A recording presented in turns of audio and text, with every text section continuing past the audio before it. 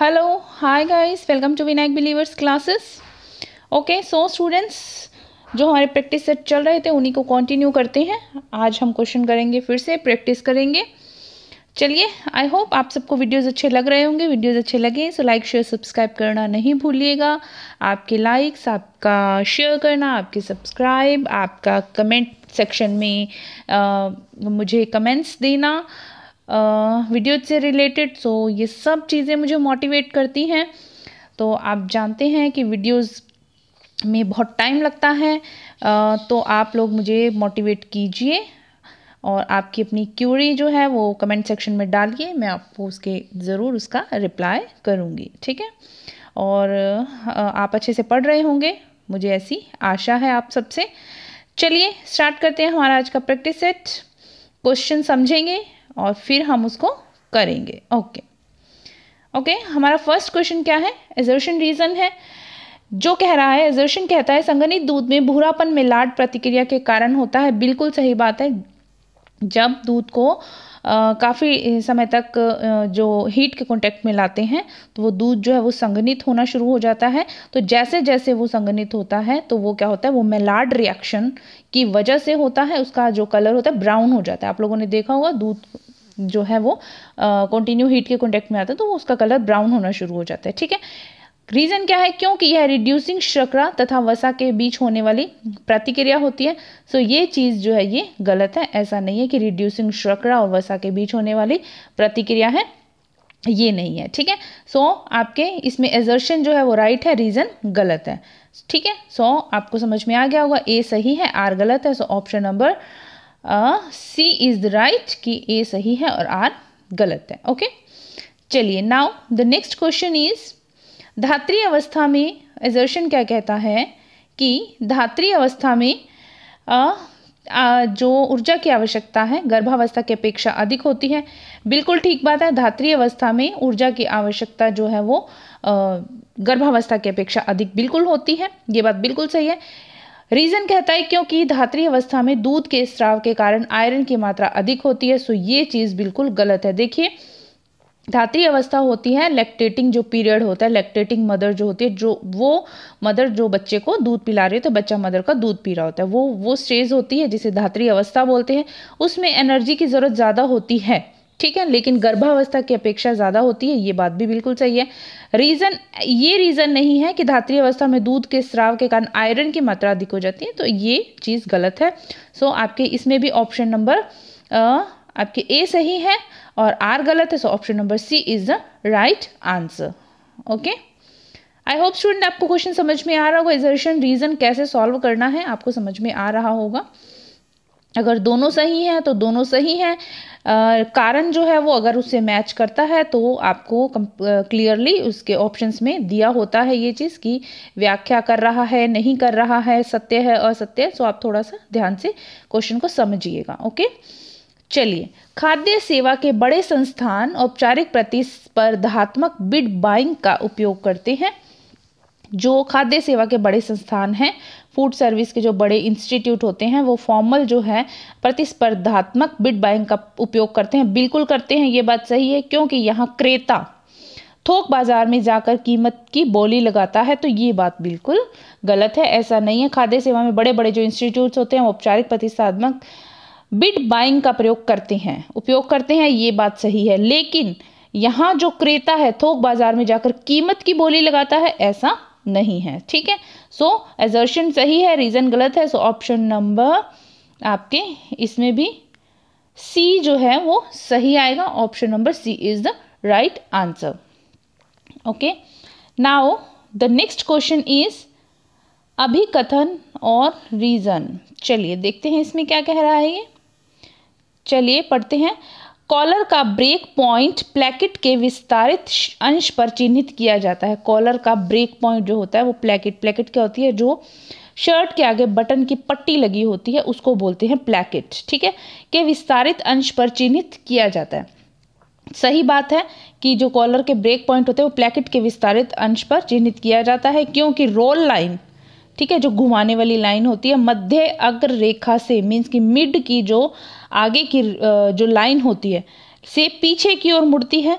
ये बात सही नहीं है कि जो रोल लाइन होती है वो मध्य है अगर रेखा से पीछे की ओर मुड़ती है। ठीक है, सो इसमें आपके ए सही है और आर गलत है। सो आपके ऑप्शन नंबर, इसमें भी सी आएगा, ए सही है और आर गलत है। ठीक है, चलिए नेक्स्ट देखते हैं।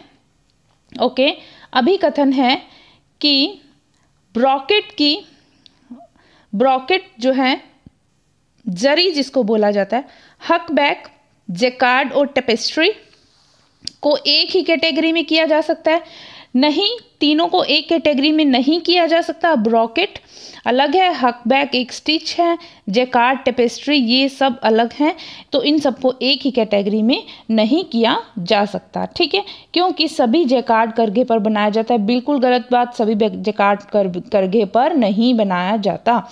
सो आपका इसमें एजर्शन भी गलत बोल रहा है, रीज़न भी गलत बोल रहा है। सो दोनों जो चीज़ें हैं वो गलत है। सो आपके इसके अंदर क्या आएगा, ए और आर दोनों गलत है, तो इसमें आएगा ए और आर दोनों मिथ्या है। ठीक है, मीन्स कि आपके option number A is the right answer, means कि दोनों ही स्टेटमेंट्स गलत हैं। चलिए now the next question is, अभी कथन है निर्णय लेने या समस्या समाधान की तुलना में गृह प्रबंध सर्वसमावेशी अवधारणा नहीं है।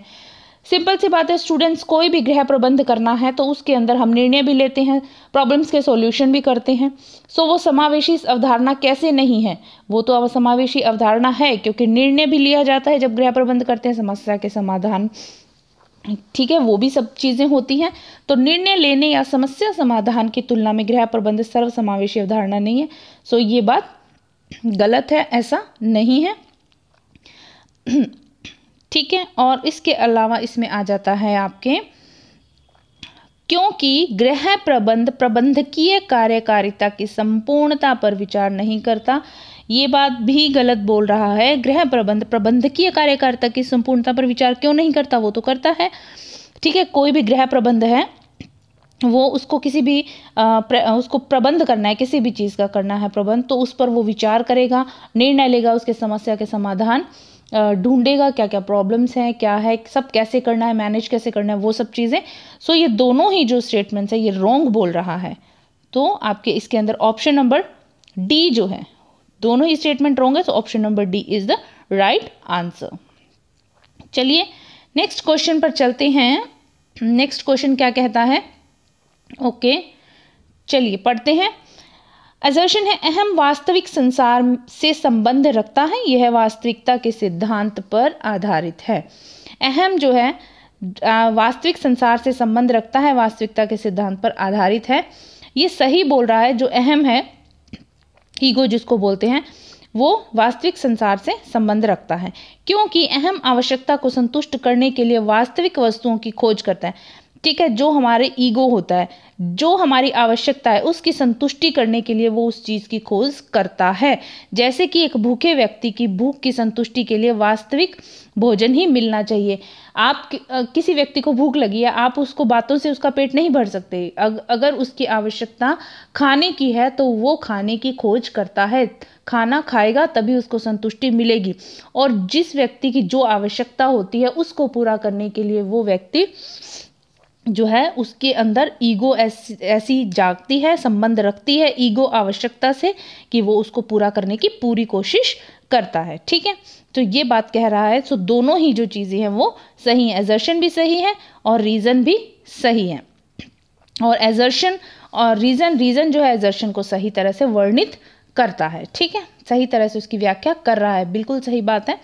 तो ए और आर दोनों सही हैं और आर जो है उसका ए का सही वर्णन है। ठीक है, okay, now the next question is, गोपनीयता परामर्श की अनिवार्य विशेषता है। गोपनीयता जो है परामर्श की अनिवार्य विशेषता है, बिल्कुल सही बात है। जब भी कोई भी परामर्शदाता की अनिवार्य विशेषता क्या होती है कि उसको कोई भी जो है वो चीज़ सीक्रेट रखनी चाहिए। तो ये उसकी एक विशेषता है, क्योंकि परामर्शी संबंध केवल तभी प्रभावी होगा जब परामर्शदाता गोपनीयता बनाए रखेगा। बिल्कुल सही बात है। अगर कोई भी चीज़ पहले ही किसी को पता चल जाएगी तो वो उस पर उतना प्रभाव नहीं डाल पाएगी वो बात, जितना कि जब उसको जो परामर्शदाता है जब जिस वक्त उस चीज़ को सामने लेकर आना है वो उस वक्त सामने लेकर आएगा, सो वो क्या होती है, प्रभावी होती है। ठीक है, सो ये दोनों ही चीज़ें सही हैं, आपके असर्शन भी सही है, रीजन भी सही है, so option number A is the right answer. Okay, चलिए now the next question is, सामाजिक व्यवस्था में व्यक्ति एक ही समय नव प्रवर्तन को नहीं अपनाते। ठीक है, सामाजिक व्यवस्था ऐसी है जिसमें व्यक्ति एक समय में, ठीक है बिल्कुल सही बात है, कि जब हमारा जो सामाजिक व्यवस्था चलती है, जो सोशल सिस्टम है, उसमें व्यक्ति जो है एक समय में जो नए परिवर्तन आ जाते हैं एक साथ, उनको नहीं अपनाते। ये बात बिल्कुल सही है, क्योंकि परंतु वे नव परिवर्तक को क्रमित समय अनुक्रम में अपनाते हैं। बिल्कुल सही बात है कि जो भी नए नए परिवर्तन होते हैं उनको सीक्वेंस में क्रम बाय क्रम अपनाते हैं। ऐसा तो नहीं है कि कोई भी नई चीज़ आई, 2 4 6 8 चीज़ें नई आई मार्केट में और उसको हम एक साथ ही उठाकर घर में ले आए, ऐसा तो नहीं होता। क्रम वाइज क्रमित समय अनुक्रम में उसको अपनाते हैं। मीन्स कि समय के अकॉर्डिंग उस चीज़ को, जिस चीज़ की प्रायोरिटी है या जिस चीज़ को अपनाना है पहले, जो प्रायोरिटी में है उनकी, जिसकी ज़रूरत है, जिसकी आवश्यकता है, सिंपल लैंग्वेज में समझ लीजिए, तो वो चीज़ या वो काम हम पहले करते हैं ना, तो सेम वही चीज़ है। ठीक है, सो आपके इसके अंदर option number A is the right answer. दोनों ही चीज़ें जो है वो सही हैं। ठीक है, okay, now the next question is, okay चलिए, प्रोटीन की घटती हुई मात्रा के क्रम में निम्नलिखित खाद्य पदार्थों को व्यवस्थित कीजिए। मीन्स की प्रोटीन की घटती हुई मात्रा कौन से खाद्य पदार्थ के अंदर जो है प्रोटीन कम कम कम होता जा रहा है। ठीक है, सो हमें इस तरह से उनको अरेंज करना है। सो चलिए देखते हैं इसके अंदर कैसे आएगा। उबला हुआ अंडा, जिसमें प्रोटीन सबसे ज़्यादा होता है, बिल्कुल सही बात है, नंबर 1 पर ये आएगा। ठीक है, उसके बाद आता है पनीर। पनीर में पनीर आएगा नंबर 2 पर, जिसमें उससे कम प्रोटीन होता है। ठीक है, उसके अलावा इसके फिर आएगा इसके अंदर जो है डबल रोटी, ब्रेड जिसको बोला जाता है। ठीक है, ब्रेड के अंदर उससे कम होता है और मक्खन के अंदर सबसे कम होता है, क्योंकि आप जानते हैं कि मक्खन के अंदर फैट की मात्रा ज़्यादा होती है। ठीक है, सो आपके इसके अंदर 1 2 जो आएगा सर नंबर 1 पर उबला हुआ अंडा, मीन्स की ऑप्शन नंबर 4, उसके बाद चीज़, उसके बाद डबल रोटी, उसके बाद मक्खन। सो सबसे कम जो प्रोटीन की मात्रा है मक्खन में है। सो आपके इसके अंदर कौन सा है, option number D is the right answer. देखिए अंडा, फिर सेकंड में पनीर, फिर फर्स्ट पर डबल रोटी एंड थर्ड मक्खन। आई होप आपको समझ में आ गया होगा क्वेश्चन। स्टूडेंट्स, अगर मेरा वीडियो अच्छा लग रहा है सो लाइक शेयर सब्सक्राइब करना नहीं भूलिएगा। प्लीज़ प्लीज़ प्लीज़ मेरे चैनल को लाइक कीजिए, मुझे मोटिवेशन मिलेगा। सब्सक्राइब कीजिए। ओके, चलिए नेक्स्ट क्वेश्चन करते हैं। जीआईटी में खाद्य पदार्थ के पाचन के लिए एंजाइम्स के अनुक्रमिक संबद्धता बताइए। ठीक है, जीआईटी में खाद्य पदार्थ के डाइजेशन के लिए एंजाइम्स की अनुक्रमिक संबद्धता क्या है, हमें इनको सीक्वेंस में सेट करना है, क्या इनका क्रम है। ठीक है, तो चलिए इसके क्रम को देखते हैं कौन सा है। सबसे पहले क्या आता है, टाइलिन आ जाता है। नंबर 1 पर क्या आता है, टाइलिन। ठीक है, उसके बाद आ जाता है पेप्सिन। ये डाइजेशन का जो एंजाइम्स है उनके बात हो रही है, किस किस तरीके से इनका क्रम चलता है। फिर आ जाता है आपके एमाइलेज और लास्ट में आता है आपके माल्टोज। सो ये सीक्वेंस जो है डाइजेशन में एंजाइम्स का चलता है। ठीक है, सबसे पहले टाइलिन, देन आपके डाइजेशन में आता है पेप्सिन, देन आपके आता है एमाइलेज और फिर आता है आपके आइसोमाल्टेज। ठीक है, सो आपके इसके अंदर आएगा CBDA। So option number B is the right answer. Okay, चलिए now the next question is, चलिए देखते हैं इस क्वेश्चन में क्या है। चलिए, क्रय अधिकारी किस अनुक्रम में खरीद का ऑर्डर देता है। मीन्स कि जिसको कोई चीज़ खरीदनी है, ठीक है, खरीदने वाला जो है किस अनुक्रम में खरीद का ऑर्डर देगा। कोई भी चीज़ खरीदनी है किस ऑर्डर में देखेगा, वो कैसे देखेगा। चलिए, सबसे पहले क्या करता है खरीदने वाला, अपनी आवश्यकता की पहचान करेगा। नंबर 1 पर क्या आएगा, आवश्यकता की पहचान करेगा। ठीक है। उसके बाद क्या करेगा, विशेष विवरण लिखता है, ठीक है, किस चीज़ की आवश्यकता है, फिर उसके बारे में विवरण लिखेगा। उसके बाद क्या करता है, ऑर्डर फॉर्म बनाता है। ऑर्डर फॉर्म बनाने के बाद खरीद के तरीके की चयन करेगा, मीन्स कि किस तरीके से खरीद करनी चाहिए। उसके बाद क्या करता है, वो विक्रेता की पहचान करता है कि किस विक्रेता से खरीद करना है, ठीक है, मीन्स कि किसी को कोई मटेरियल खरीदना है, ठीक है। उसमें सबसे पहले वो क्या देखेगा, अपनी आवश्यकता की पहचान करेगा, बिल्कुल कि उसकी आवश्यकता क्या है। उसके बाद वो क्या करता है, विवरण लिखेगा। उसके बाद ऑर्डर फॉर्म बनाएगा, मीन्स जो ऑर्डर देना है, ठीक है, वो फॉर्म बनाएगा। उसके बाद क्या करेगा, खरीद के तरीके का चयन, मीन्स कि किस तरीके से खरीदारी करनी है उसका चयन। एंड देन वो क्या करता है, विक्रेता की पहचान करता है कि किस विक्रेता से खरीदनी है, ठीक है। तो ये इसका ऑर्डर है। So option number B is the right answer, DCAEB, ठीक है। Okay, now the next question is, okay, पढ़ते हैं नेक्स्ट क्वेश्चन क्या है हमारा। चलिए, परिधानों के उत्पादन का, ठीक है, परिधानों के प्रोडक्शन का जो सही क्रम हमें लगाना है, ठीक है। चलिए देखते हैं परिधानों के प्रोडक्शन का सही क्रम क्या जाता है। सो सही क्रम जाता है सबसे पहले काटना, ठीक है, किसी भी फैब्रिक को काटना पड़ता है। देन उस पर क्या की जाती है, लेबलिंग की जाती है, ठीक है, मीन्स कि करते हैं ना कि कौन सी, क्या ये बाजू है ना, ये बैक पार्ट है, ये फ्रंट पार्ट है, कटाई के बाद, ठीक है। फिर उसका क्या किया जाता है, बंडल बनाया जाता है।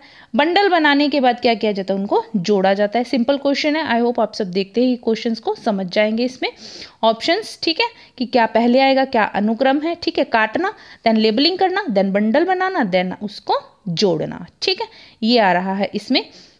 सो ऑप्शन नंबर आपके इसमें आ जाएगा, ऑप्शन नंबर सी जो है इज द राइट आंसर, ठीक है। चलिए नेक्स्ट क्वेश्चन देखते हैं क्या है हमारा। नेक्स्ट क्वेश्चन क्या कहता है, चलिए देखते हैं। कृत्रिम रेशों के उत्पादन का सही अनुक्रम दीजिए, ठीक है। अगर आपको आर्टिफिशियल फाइबर बनाना है तो हमें उसके प्रोडक्शन का सही अनुक्रम क्या है, देखते हैं। चलिए क्या करते हैं, सबसे पहले क्या होता है, बहुलीकरण, ठीक है, पॉलीमराइजेशन की प्रक्रिया की जाती है। देन क्या किया जाता है, इसको घोल में गलाना। घोल में गलाने के बाद क्या किया जाता है, बाहर निकालने की क्रिया, ठीक है।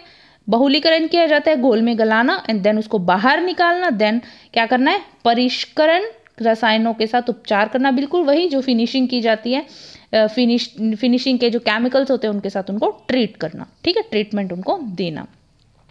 सो आपके इसके अंदर आ जाएगा CDBA, CDBA। So option number D is the right answer. Option number D में हमें मिल रहा है, ठीक है, देख लीजिए, option number D is the right answer, ठीक है।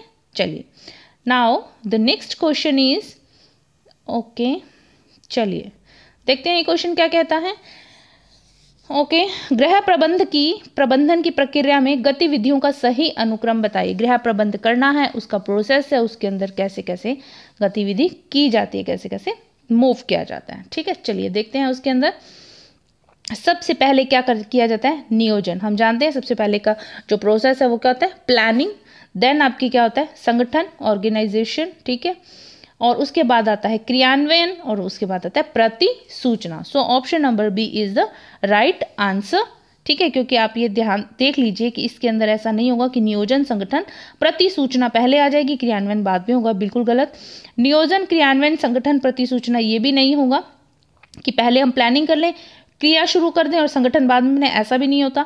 नियोजन, प्रतिसूचना, संगठन, क्रियान्वयन, तो आपको देखने से ही समझ में आ जाएगा कि option number B is the right answer. ये प्रोसेस चलता है होम मैनेजमेंट में, ठीक है। चलिए now the next question is, okay,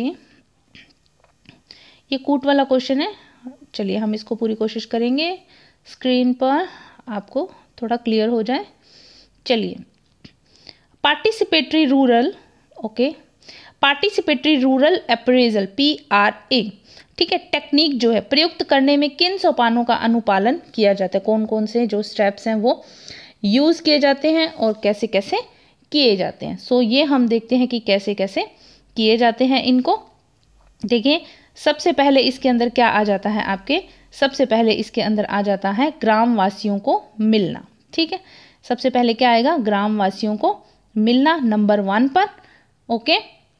ग्रामवासियों को मिलने के बाद इसके अंदर क्या किया, ग्रामवासियों के साथ व्यक्तिगत संबंध बनाना। ठीक है, ग्रामवासियों के साथ व्यक्तिगत, पहले क्या करेंगे, गांव में जाएंगे, उनसे मिलेंगे, उसके बाद उनके साथ क्या करेंगे, थोड़ा रिलेशन क्रिएट करेंगे, रिलेशन बनाएंगे थोड़ा सा। फिर उन ग्रामवासियों की पहचान करना जो अपने अनुभव बांटने के लिए इच्छुक है, तत्पर है, ठीक है, तैयार है। ऐसे लोगों को गांवों के ऐसे लोगों को चूज करना, पहचान करना जो अपना एक्सपीरियंस जो है वो बांट सकता है, बांटने का इच्छुक है। उसके अलावा फिर क्या होता है, पूरी दिलचस्पी के साथ उत्साह दिखाना। ठीक है, उसके बाद परिचर्या के लिए वातावरण तैयार करना, मीन्स की एनवायरनमेंट ऐसा क्रिएट करना कि जो भी जिस काम के लिए आप गए हैं वो पूरी तरह से हो जाए, ऐसा एनवायरनमेंट क्रिएट करना कि पॉजिटिव रिस्पॉन्स मिले।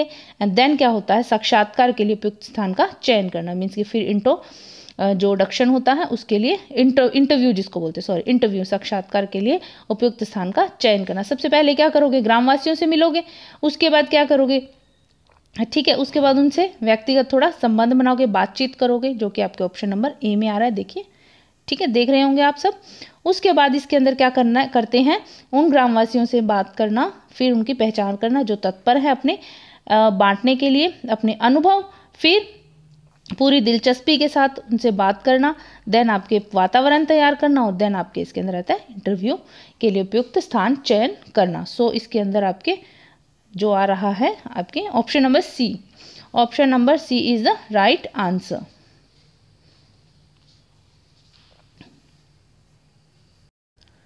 चलिए देखते हैं ये क्वेश्चन क्या कहता है।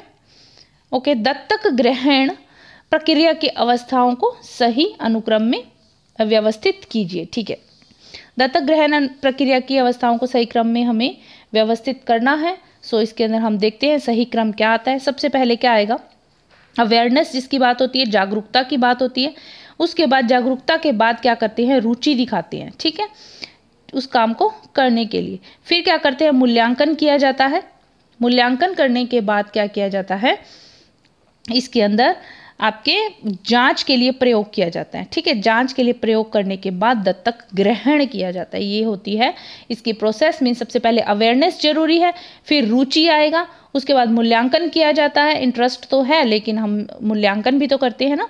उसके बाद जांच के लिए प्रयोग किया जाता है, उसके बाद दत्तक ग्रहण किया जाता है। ठीक है, ये चीज आ रही है। सो इसमें ऑप्शन नंबर सी जो है वो सही जा रहा है। Option number C is the right answer. चलिए नाउ द नेक्स्ट क्वेश्चन, और आज की हमारी वीडियो का ये लास्ट क्वेश्चन है। आई होप आप सबको क्वेश्चन समझ में भी आए होंगे। मैंने पूरी कोशिश की है कि आप लोगों को क्लियर कर दूं, आपको थोड़ा समझ में आ जाए कि कैसे करना है। चलिए, और आपको क्वेश्चन भी समझ में आए होंगे।